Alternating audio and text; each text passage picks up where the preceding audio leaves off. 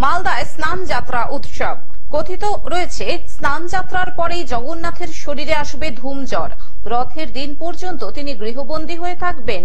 রথের দিন রাজবেশে রথে চেপে পুনরায় ভক্তদের মাঝে অবতীর্ণ ও পূজিত হবেন তিনি।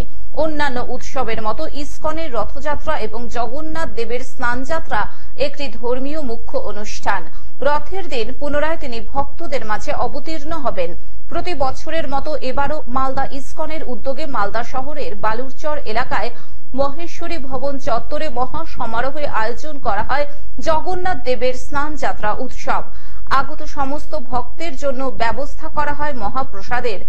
রথের আগে আষাঢ় মাসের পূর্ণিমা তিথিতে শ্রী জগন্নাথ দেবের স্নান যাত্রা পালিত হয়।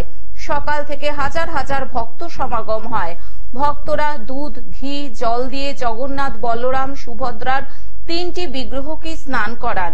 কথিত রয়েছে এই পূর্ণ স্নান যাত্রা দেখলে সব পাপ ধুয়ে যায়। প্রচলিত রীতি অনুযায়ী মনে করা হয় এরপর জ্বর আসে 3 ভাই বোনের। এই সময় বন্ধ থাকে মন্দির।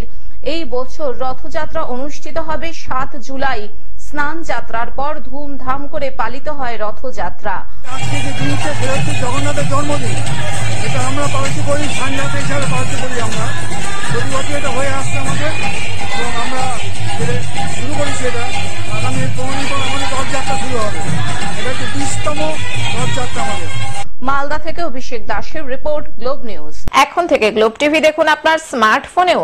গুগল প্লে স্টোর অথবা অ্যাপল স্টোর থেকে ডাউনলোড করুন গ্লোব টিভি লাইভ অ্যাপ। এছাড়াও জিও টিভি অ্যাপ থেকেও দেখুন গ্লোব টিভি লাইভ।